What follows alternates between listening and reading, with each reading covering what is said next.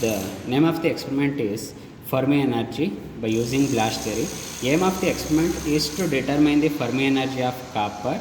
To perform this experiment, we required apparatus called the copper coil, which is having a 2.5 meter length and which is rounded, and it is made at two knobs to give the connection to the Wheatstone bridge. And we have to keep a copper coil in the cold water, and after some time we have to keep this coil into hot water.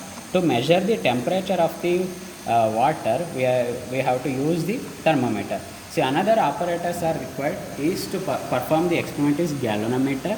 Then we required DC regulated power supply of 5 volt, and then we required major equipment is Wheatstone bridge.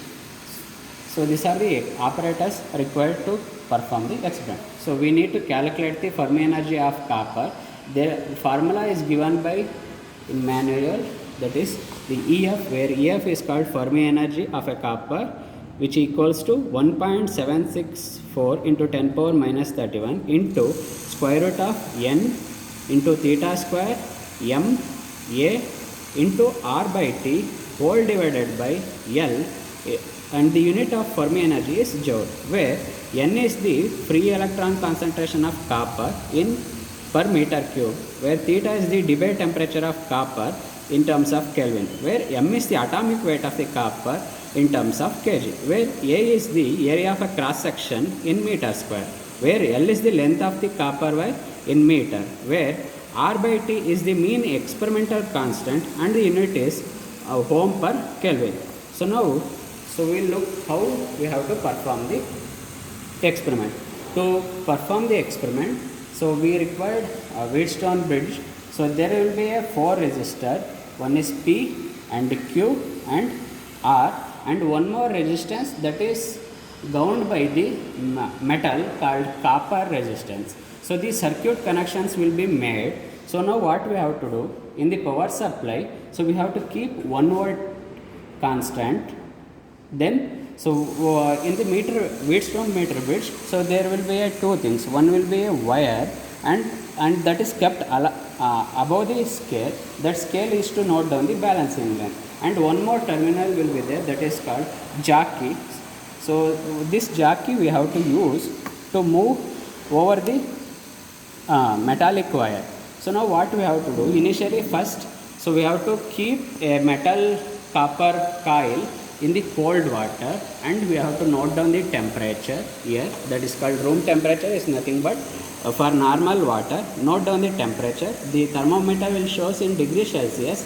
Now convert the temperature in degree Celsius to Kelvin and note down.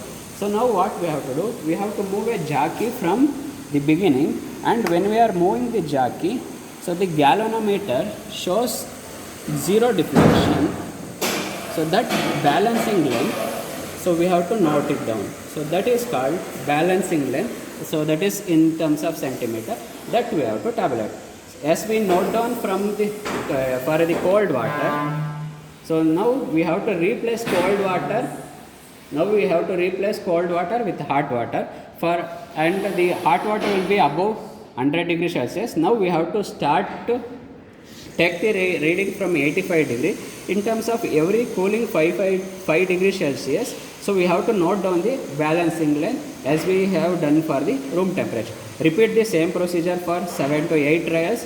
Then note down the balancing length. Then calculate the resistance. Resistance is given by equals RD plus X into rho, where RD is given and X is the balancing length, where RD you can note it down from the Wheatstone bridge. So then balancing length we have tabulated.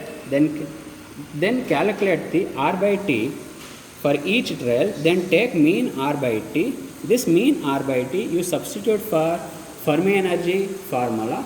Then we will obtain the Fermi energy in terms of joule. So this joule, in terms of joule, we have to convert for electron volt. Then divide the charge of electron, and we will obtain the Fermi energy in terms of electron volt.